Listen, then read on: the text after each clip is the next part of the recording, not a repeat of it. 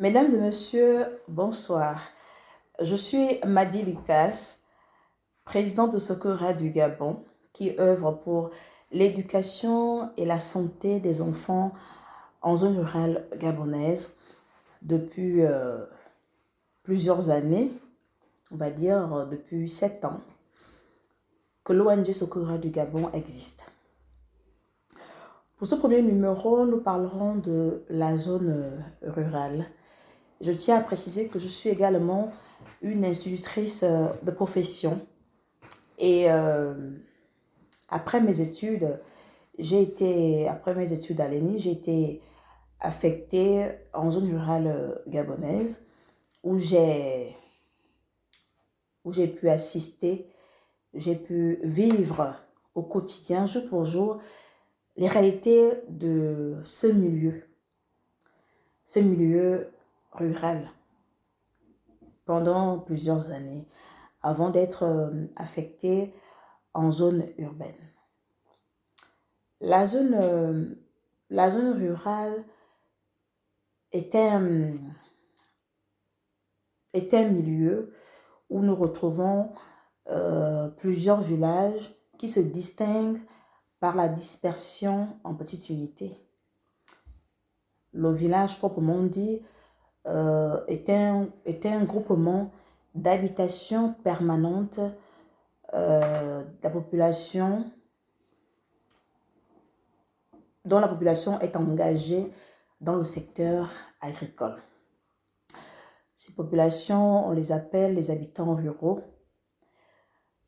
En français soutenu et en français courant, on les appelle simplement des villageois, encore que c'était un nom c'était un nom qu'ils n'apprécient pas du tout parce qu'ils se sentent insultés. Donc, je ne vais pas utiliser la qualification villageoise. Je ne vais pas l'utiliser. Je vais pas utiliser ce nom. Je vais utiliser par contre le France tenu en disant les habitants ruraux.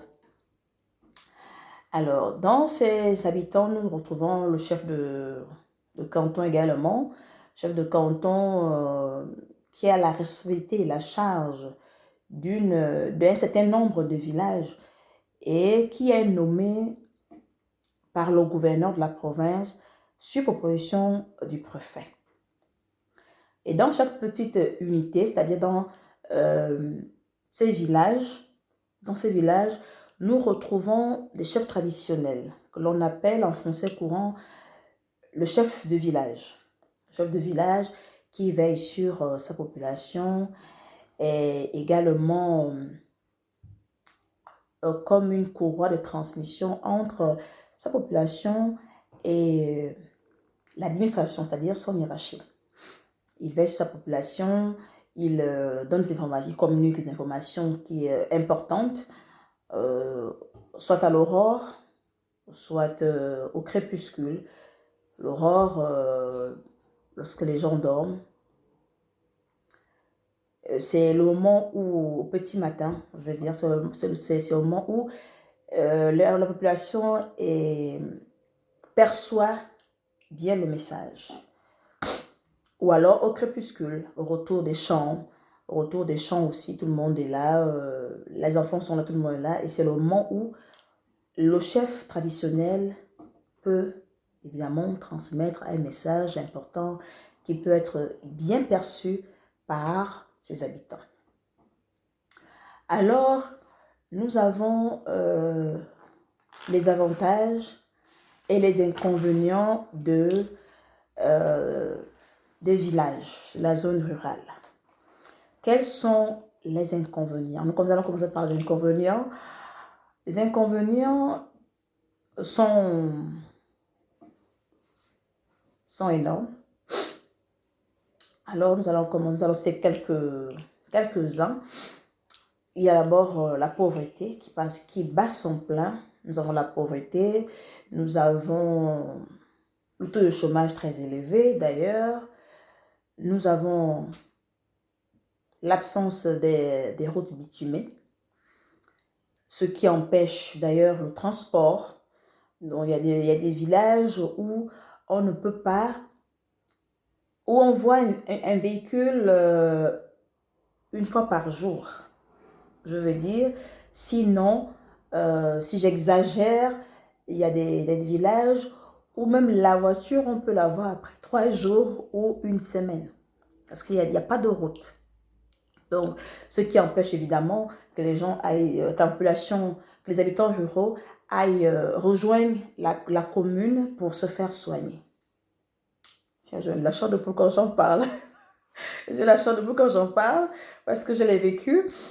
Et nous avons également l'absence du service de santé.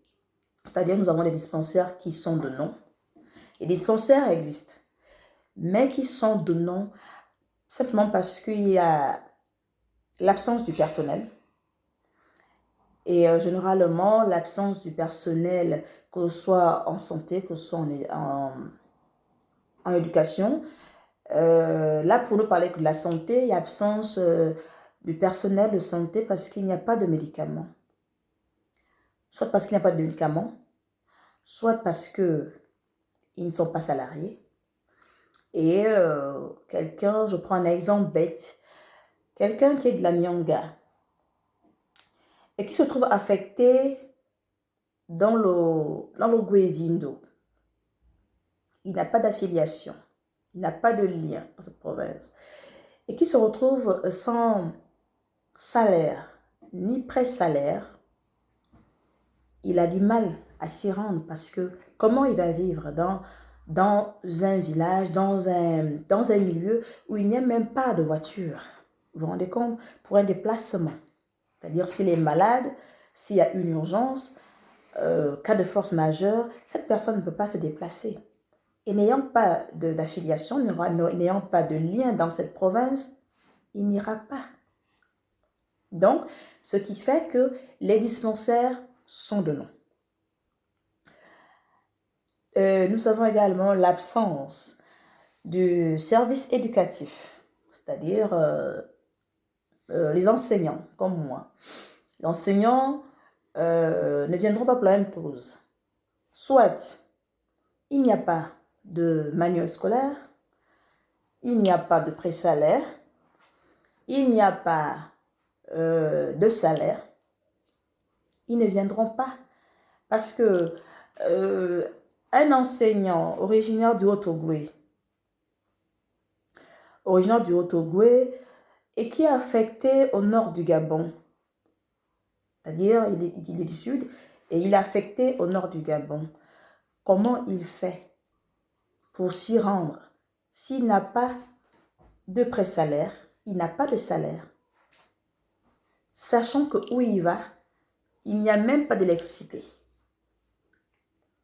À ce fait, il ne viendra pas. Et quand il ne viendra pas, l'école peut être fermée. Et lorsque l'école est fermée, il y a également, les enfants de ce village sont privés d'éducation.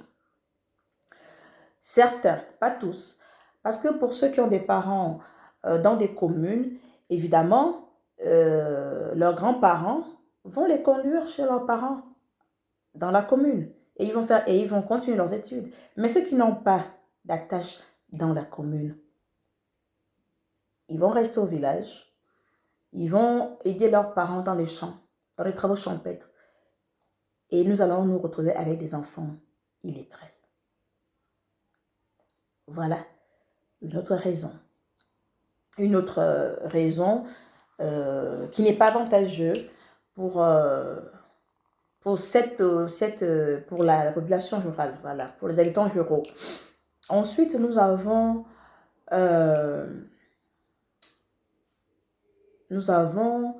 des pratiques avalissantes.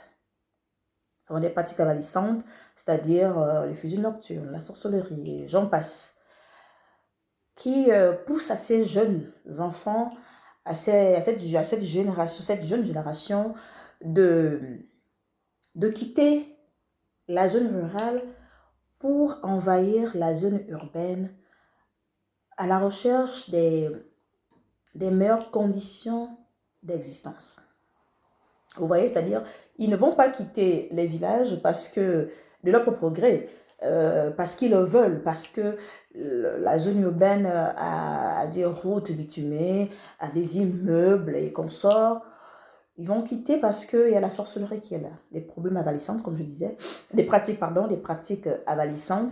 Euh, comme je disais, la sorcellerie, les fusions nocturnes, voilà. Donc, ils sont obligés de fuir.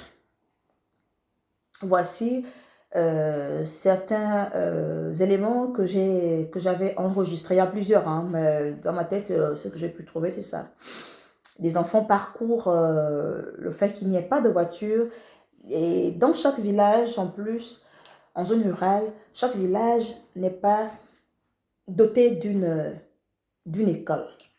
Donc, nous avons des enfants qui traversent le bosquet, qui traversent plusieurs bosquets, le bosquet que j'ai vu dans mon expérience professionnelle, qui était le plus long, c'était un bosquet qui faisait 9 km.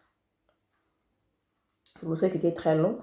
Et ces enfants parcourent ces 9 km chaque jour. Sous le soleil, comme sous la pluie. D'autres vivent dans les campements et qui, pour joindre l'établissement dans un village, ils vont traverser des rizières sur des pirogues, et ce sont des mineurs. Ce sont des mineurs qui font ce trajet-là sans un adulte. Imaginez-vous une pirogue qui se renverse. Qu'est-ce qu'on fait? Voilà. Donc, ils parcourent des kilomètres comme ça. Il y a certains qui venaient dans ma classe, mes élèves principalement, arrivaient parfois à 9 heures. En tant qu'humaine, je leur laissais rentrer, sans punition, sans blâme. Mais je cherchais toujours à savoir pourquoi ils étaient en retard. Ils m'expliquaient, madame, je suis en retard parce que je suis très loin d'ici, je n'ai pas d'ici. Parce que j'avais des élèves, mais sans trop savoir qui habitait X endroit, je ne savais pas trop. Et avec le temps, j'ai découvert qu'il y avait des enfants qui n'étaient pas de ce village et qui revenaient d'autres villages. Alors, nous allons partir dans les avantages. Les avantages de la zone rurale, il y en a aussi plusieurs. Je vais juste parler de ce que moi j'ai vécu. Alors, l'avantage, c'est qu'ils mangent bio. C'est quelque chose que j'ai aimé. Ils mangent bio chaque jour. Ensuite, nous avons... qu'est-ce que nous avons encore? Nous avons l'havre de paix. Nous avons l'havre de paix dans ce milieu. Il y a une paisibilité qui ne dit pas son nom, une paisibilité d'esprit, l'absence de vacarme, de klaxons et consorts, l'absence de l'insécurité, voilà, de braquage, de vol, voilà, d'agression, voilà. Il y a cette absence-là, donc c'est un havre de paix. Voilà, c'est un havre de paix. Ensuite, nous avons quoi encore? Nous avons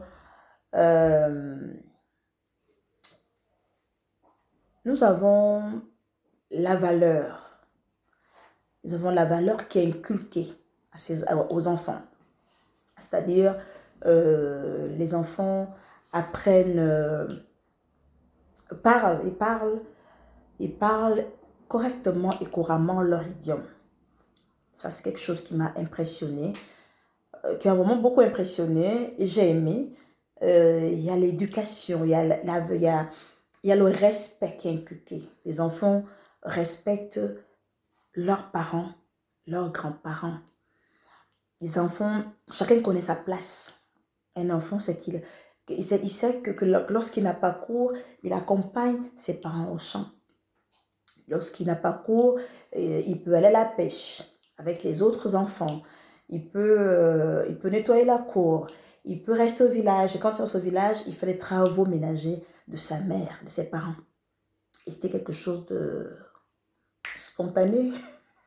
Donc, et ils connaissent cette tradition. Ils connaissent la tradition. Ils connaissent, ils apprennent la pêche pour les garçons, la chasse. Voilà, donc c'est ces avantages-là. Il y a pas de coupure d'eau.